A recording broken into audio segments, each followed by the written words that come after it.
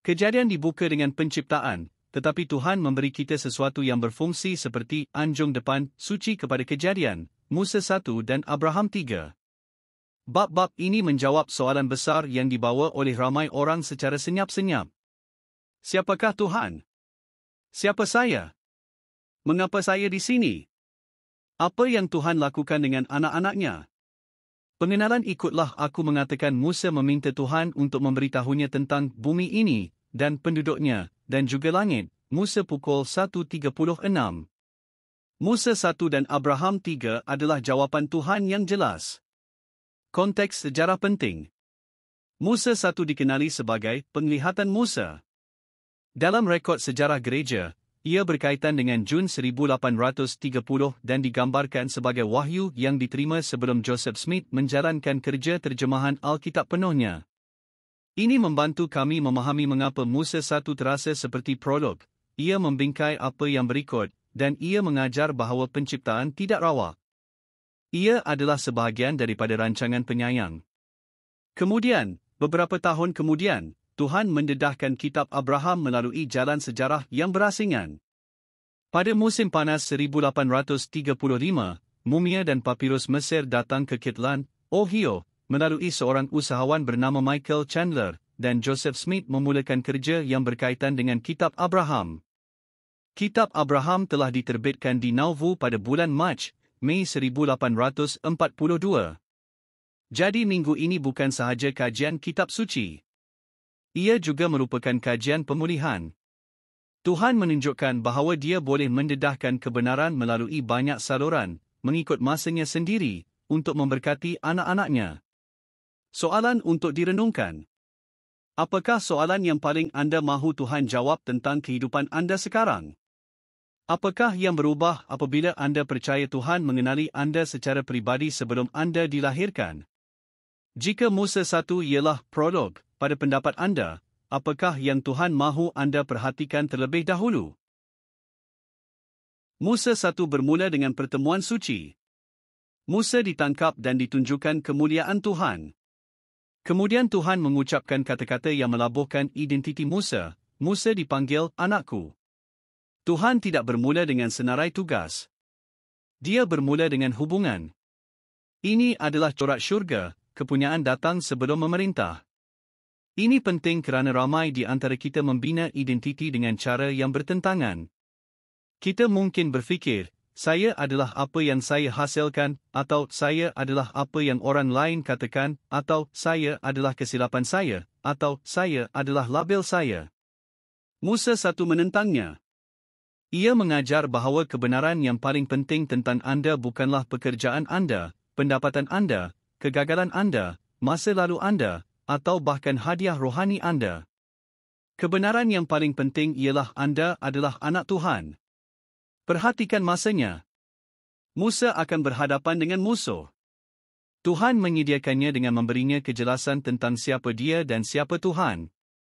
Ini bukan sahaja keselesaan. Ia adalah perlindungan. Apabila identiti anda selamat, godaan selalunya menjadi lebih mudah untuk dilihat apa adanya, percubaan untuk melepaskan anda daripada Tuhan. Bab ini juga menunjukkan perbezaan antara cahaya Tuhan dan cahaya palsu. Kehadiran Tuhan menghasilkan kerendahan hati, kejelasan, dan kasih. Musa mempelajari kebenaran dan berasa diperbesarkan. Sebaliknya, syaitan kemudiannya akan menuntut penyembahan dan cuba menggantikan Tuhan dengan dirinya. Musa 1 mengajar bahawa kuasa rohani tidak pernah untuk pertunjukan. Tuhan mendedahkan kemuliaannya untuk membantu Musa memahami rancangan dan melakukan kerja suci. Untuk kehidupan moden, fikirkan tentang suara yang membentuk anda, media sosial, kritikan, ketakutan, malu, tekanan dan perbandingan.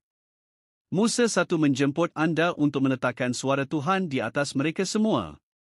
Suara Tuhan tidak memadamkan kepribadian anda. Ia membersihkan keutamaan anda. Ia membantu anda melihat diri anda dengan betul. Soalan untuk direnungkan. Apakah label yang cuba menjadi identiti utama anda? Apakah yang berlaku kepada pilihan anda apabila anak Tuhan menjadi pengecam pertama anda? Bagaimanakah anda boleh mencari suara Tuhan setiap hari dengan cara yang mudah dan boleh diulang? Selepas Musa menerima cahaya, syaitan muncul dan mencuba serangan langsung. Ini penting, pengalaman rohani yang kuat tidak menghilangkan godaan masa depan. Kadang-kadang mereka mencetuskannya. Musa 1 menunjukkan strategi syaitan, dia cuba mengelirukan identiti dan menggantikan Tuhan. Bandingkan mesej. Tuhan memanggil Musa, anak. Syaitan memberitahu Musa, akulah anak tunggal, sembahlah aku. Butirannya penting. Syaitan bukan sahaja menggoda Musa dengan sesuatu yang jelas jahat. Dia menggunakan tuntutan palsu tentang identiti ilahi. Musa 1 mengajar bahawa penipuan sering meniru kebenaran. Semakin dekat tiruan, semakin berbahaya. Apakah yang membantu Musa bertindak balas? Musa mengingati apa yang dia alami dengan Tuhan, dan dia menggunakan ujian yang mudah dan berkuasa. Apa yang benar-benar saya terima daripada Tuhan, dan apakah yang dihasilkan oleh suara ini dalam diri saya sekarang? Kehadiran Tuhan membawa cahaya dan pemahaman. Tuntutan syaitan membawa kegelapan, tekanan, dan penyelewengan. Pada zaman kita, syaitan mungkin tidak muncul dalam bentuk yang kelihatan, tetapi corak itu masih terpakai. Dia menggunakan mesej seperti, anda bersendirian, anda tidak dikehendaki, Tuhan bosan dengan anda tidak boleh berubah, masa lalu anda mentakrifkan anda mesti sempurna untuk berdoa, atau anda harus bersembunyi. Mesej-mesej ini bukan daripada Tuhan. Untuk menjadikan ini praktikal, pertimbangkan untuk menulis 2 senarai pendek. Senarai A, mesej Tuhan. Mengingatkan anda bahawa anda adalah anaknya. Jemput taubat dengan harapan tingkatkan cahaya dan kejelasan memimpin anda ke arah Yesus Kristus. Senarai B, mesej syaitan. Nilai dan identiti serangan. Tolak putus asa, panik, atau malu sembunyikan dosa daripada menyembuhkannya. Gantikan penyembahan Tuhan dengan penyembahan diri, ketakutan, atau dunia. Slide ini bukan mengenai paran IA. Ia mengenai celik rohani. Musa 1 menunjukkan kita boleh belajar mengenali perbezaannya. Musuh sering menjerit. Tuhan sering bercakap dengan kebenaran yang tenang dan konsisten. Soalan untuk direnungkan. Apakah jenis pemikiran yang biasanya menarik anda daripada doa dan kitab suci? Adakah pemikiran itu membawa cahaya atau kegelapan? Kedamaian atau panik? Apakah kalimat mudah daripada Tuhan yang ingin anda ulangi setiap hari? Aku adalah anakmu. Musa 1, 12, 26 ialah panduan kelangsungan hidup rohani. Musa tidak menang kerana dia tidak pernah letih. Dia menang kerana dia terus berpaling kepada Tuhan walaupun dia berasa lemah. Satu perincian utama ialah Musa menjadi letih secara fizikal dan rohani selepas penglihatan itu. Skim kehidupan sebenar. Selepas detik-detik rohani yang besar, anda boleh berasa letih. Selepas tekanan besar, anda boleh berasa berkabus. Syaitan cuba menyerang pada saat rendah. Musa mengajar kita untuk tidak panik apabila kita berasa lemah. Kelemahan bukanlah bukti bahawa Tuhan pergi. Ia adalah peluang untuk memilih Tuhan lagi. Musa menggunakan beberapa alat yang boleh kita salin. Dia ingat apa yang dia sudah tahu. Dia tidak membuang kesaksiannya kerana perjuangan itu sukar. Dia menolak penyembahan apa-apa kecuali Tuhan. Syaitan sentiasa mahukan penyembahan pengganti. Dia bertanya soalan langsung. Dia mendedahkan pembohongan itu dan bukannya bekerja sama dengannya. Dia memanggil Tuhan. Apabila Musa akhirnya memanggil Tuhan atas nama anak tunggal, musuh kehilangan kuasa dan pergi. Corak ini penting hari ini kerana godaan bukan sahaja mengenai perkara buruk. Ia juga mengenai gangguan rohani dan pengganti. Syaitan akan menawarkan palsu yang kelihatan hidup tetapi tidak. Seperti tumbuhan tiruan, ia mungkin mempunyai bentuk, tetapi ia tidak mempunyai kehidupan sebenar. Seperti anak patung, ia mungkin kelihatan seperti bayi, tetapi ia tidak mempunyai jiwa yang hidup. Yang palsu tidak boleh memberi makan kepada semangat anda. Jadi tanya, apa yang cuba menggantikan Kristus dalam hidup saya? Ia mungkin pornografi, kemarahan, kebanggaan, hiburan kebas, tatal berterusan, kepahitan rahsia, atau perbandingan berterusan. Musa 1 mengajar bahawa jawapannya bukan sekadar kemahuan. Jawapannya ialah penyembahan dan pergantungan kepada Tuhan melalui Yesus Kristus. Soalan untuk direnungkan. Apakah detik rendah anda yang paling biasa apabila godaan melanda? Apakah satu tindakan yang akan anda ulangi kemudian? Berdoa, pergi, memanggil seseorang, membuka kitab suci. Apakah palsu yang menjanjikan kehidupan tetapi sebenarnya menguras semangat anda? Dalam Musa 1:27-33, Musa melihat sesuatu yang meluaskan minda, skop ciptaan Tuhan. Bahasa itu mengajar bahawa kerja Tuhan melampaui apa yang Musa boleh kira. Ini boleh berasa menggembirakan pada mulanya. Jika Tuhan mempunyai dunia yang tidak terbilang, adakah hidup saya penting? Musa 1 menjawab ketakutan itu dengan menggandengkan dua kebenaran yang tergolong bersama. Tuhan tidak terhingga dalam kuasa dan ciptaan. Tuhan intim dalam cinta dan hubungan. Keluasan alam semesta tidak mengurangkan nilai anda. Ia meningkatkan keajaiban anda, sementara nilai anda kekal berakar umbi pada hakikat bahawa Tuhan memanggil anda sebagai anaknya. Penglihatan Musa bertujuan untuk menggerakkannya daripada pemikiran kecil dan menakutkan kepada pemikiran yang besar dan setia. Di sinilah juga konteks pemulihan penting. Musa 1 digambarkan dalam sejarah gereja sebagai penglihatan Musa yang berkaitan dengan Jun 1830 sebelum proses terjemahan Alkitab penuh. Itu membantu kita melihat mengapa ia berfungsi seperti asas rohani. Ia mengajar bahawa ciptaan Tuhan mempunyai makna, dan ia menjemput kita untuk mencari penjelasan Tuhan, bukan sahaja dunia. Aplikasi moden, apabila anda berasa kecil, ingat bahawa kasih Tuhan tidak terhad oleh skala. Ibu bapa yang baik boleh menyayangi keluarga besar dan masih mengenali setiap anak. Kesempurnaan Tuhan lebih besar daripada contoh keibubapaan terbaik kita. Perhatikan juga jawapan Musa. Dia tidak hanya berkata, "Wow."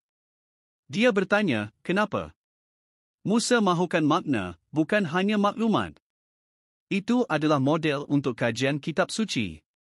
Matlamatnya bukan sahaja untuk mempelajari fakta. Matlamatnya adalah untuk mempelajari tujuan Tuhan dan kemudian hidup secara berbeza. Soalan untuk direnungkan. Apabila anda berfikir tentang kebesaran Tuhan, adakah anda berasa jauh atau selamat? Kenapa? Apakah yang membantu anda berasa dikenali secara pribadi oleh Tuhan? Apakah soalan mengapa yang anda ingin tanyakan kepada Tuhan tentang hidup anda atau ujian anda? Musa bertanya, mengapa perkara-perkara ini berlaku, dan Tuhan menjawab dengan salah satu pernyataan tujuan yang paling jelas dalam semua kitab suci. Pekerjaan dan kemuliaan Tuhan adalah untuk mendatangkan keabadian dan kehidupan kekal anak-anaknya. Musa pukul 1:39. Ayat ini pendek, tetapi ia mendalam. Ia mengajar bahawa Tuhan tidak bereksperimen. Dia tidak bermain dengan penciptaan. Dia melakukan kerja yang bertujuan untuk masa depan anda. Untuk menjadikannya mudah. Keabadian bermakna hidup selama-lamanya sebagai makhluk yang dibangkitkan. Kehidupan kekal bermakna hidup selama-lamanya bersama Tuhan, menjadi seperti Dia, dan mewarisi jenis kehidupan yang Dia jalani. Yesus Kristus adalah penting kepada kedua-duanya. Melalui kebangkitannya, keabadian menjadi mungkin untuk semua. Melalui pendamaiannya, kehidupan kekal menjadi mungkin bagi mereka yang bertaubat, membuat perjanjian, dan mengikutinya. Ini mengubah cara kita melihat perintah. Perintah bukan kawalan. Mereka adalah jalan bapa yang penyayang yang mahu anak-anaknya pulang ke rumah. Ini juga mengubah cara kita melihat pertaubatan. Taubat bukanlah penghinaan. Ia menyembuhkan. Ia kembali. Sekarang sambungkan Musa 1 kepada Abraham 3. Musa 1 memberikan pernyataan tujuan. Abraham 3 menunjukkan sebahagian daripada rancangan di sebalik tujuan itu, kehidupan prafana kita, panggilan kita untuk datang ke bumi, dan sebab kehidupan bumi wujud. Aplikasi moden. Apabila kehidupan terasa tidak adil, ingatlah bahawa matlamat utama Tuhan bukanlah untuk menjadikan kematian mudah. Matlamatnya adalah untuk menjadikan anda kekal. Itu tidak bermakna Tuhan mengabaikan kesakitan. Ini bermakna Dia menggunakan kefanaan sebagai sekolah yang boleh membawa kepada kemuliaan melalui Kristus. Soalan untuk direnungkan. Mana yang paling penting kepada anda sekarang, selesa, atau menjadi kekal? Bagaimanakah mengetahui kerja dan kemuliaan Tuhan mengubah doa anda?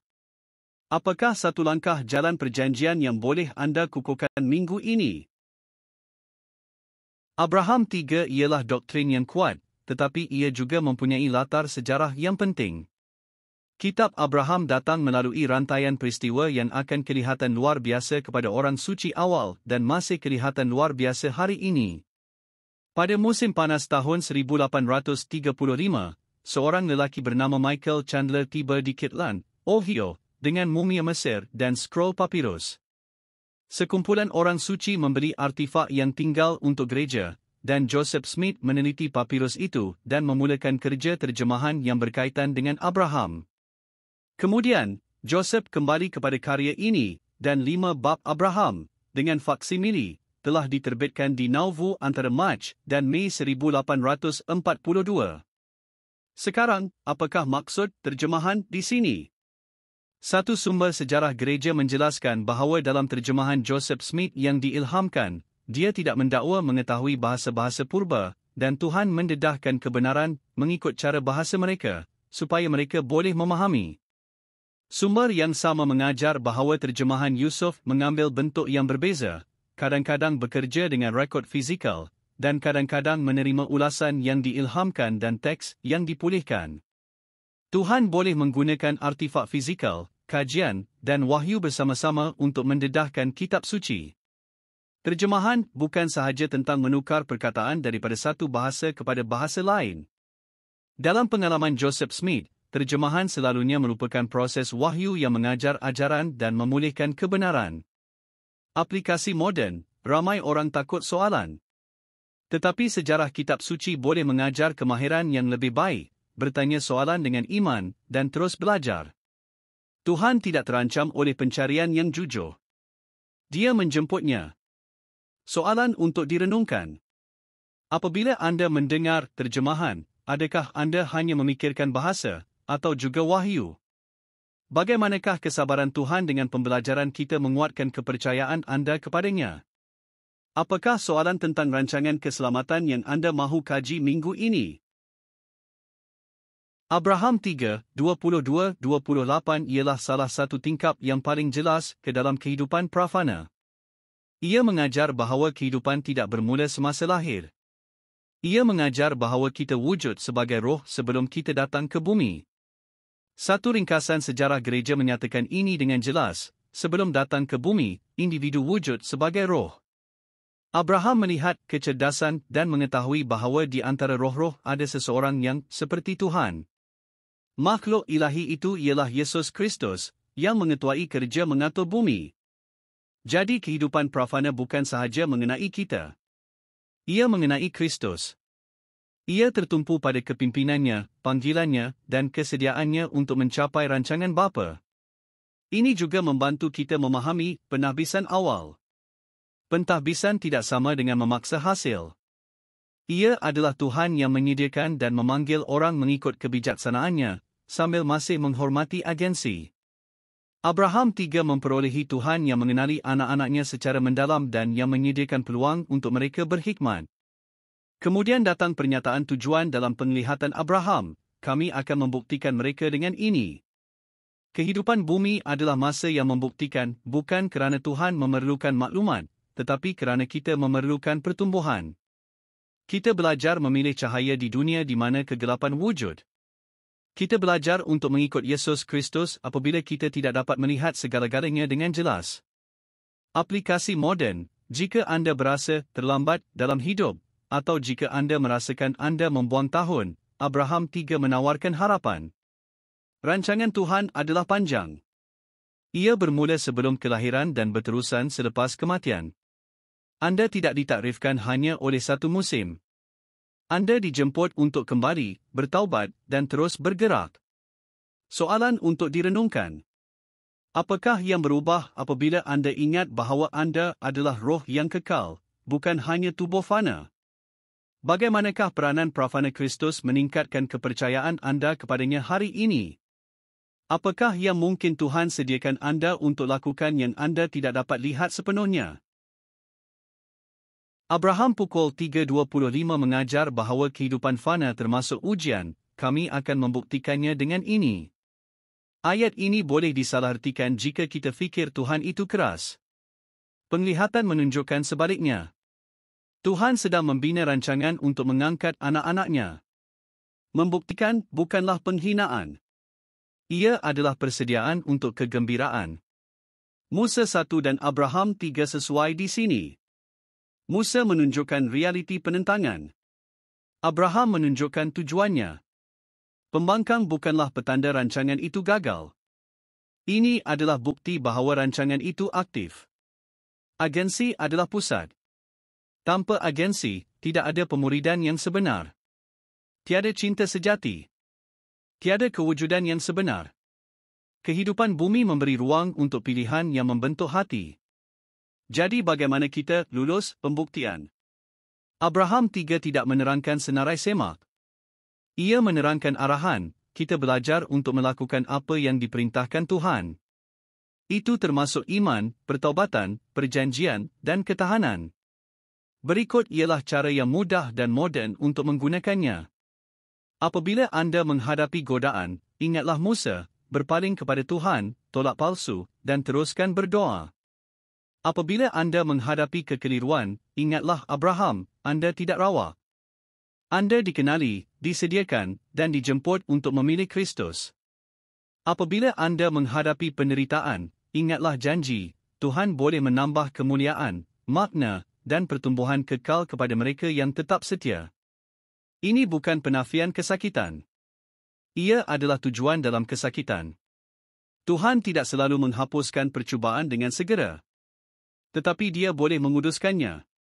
Dia boleh membentuk anda menjadi murid yang boleh membantu orang lain. Soalan untuk direnungkan. Apakah percubaan semasa yang mungkin menjadi sebahagian daripada pembuktian anda, membentuk iman dan watak anda? Apakah satu pilihan kecil hari ini yang menyelaraskan anda dengan perintah Tuhan? Siapa yang boleh anda kuatkan minggu ini kerana anda memahami perjuangan dari dalam?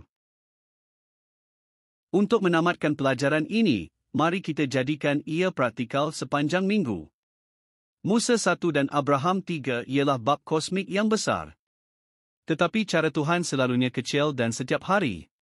Pembelajaran di rumah boleh dirancang, tetapi ia juga boleh menjadi spontan, berlaku pada saat-saat biasa seperti makan, kerja rumah, permainan dan perjalanan. Walaupun ini adalah pelajaran YouTube, anda boleh menjemput penonton untuk menggunakan corak yang sama di rumah dan kehidupan pribadi mereka. Berikut ialah amalan 7 hari mudah yang terikat dengan kitab suci minggu ini. Ayat identiti harian, 30 saat. Katakan dengan kuat, saya anak Tuhan. Saya milik Dia. Yesus Kristus boleh menolong saya hari ini. Pelan rintangan harian, 60 saat. Pilih satu godaan atau gangguan yang akan anda tolak minggu ini. Tentukan satu tindakan yang akan anda ambil apabila ia muncul, berdoa, meninggalkan bilik, memanggil orang yang dipercayai, membuka kitab suci, atau melayani seseorang. Peringatan prafana harian, 60 saat. Tulis satu baris dalam buku nota, sebelum saya dilahirkan, saya hidup sebagai roh. Kehidupan bumi mempunyai tujuan. Saya akan memilih Kristus hari ini. Momen keluarga mingguan, 5 minit sekali minggu ini. Semasa makan malam atau di dalam kereta, tanya, apakah maksud menjadi anak Tuhan? Biarkan setiap orang menjawab dalam satu ayat. Akhiri dengan kembali ke tengah-tengah kedua-dua bab, kerja dan kemuliaan Tuhan adalah kehidupan kekal anda, dan Yesus Kristus adalah penyelamat terpilih yang menjadikannya mungkin. Musa 1 mengukuhkan identiti dan penentangan. Abraham 3 mengukuhkan tujuan dan harapan. Bersama-sama, mereka menyediakan kita untuk membaca kejadian dengan mata baru, penciptaan bukan sekadar kisah permulaan. Ia adalah kisah kepunyaan dan takdir. Soalan akhir untuk direnungkan. Apakah satu kebenaran daripada Musa 1 atau Abraham 3 yang anda mahu bawa setiap hari? Apakah satu tiruan yang anda akan tolak dengan lebih cepat kerana pelajaran ini? Apakah satu tindakan pemuridan yang akan anda lakukan minggu ini untuk mengikuti Yesus Kristus?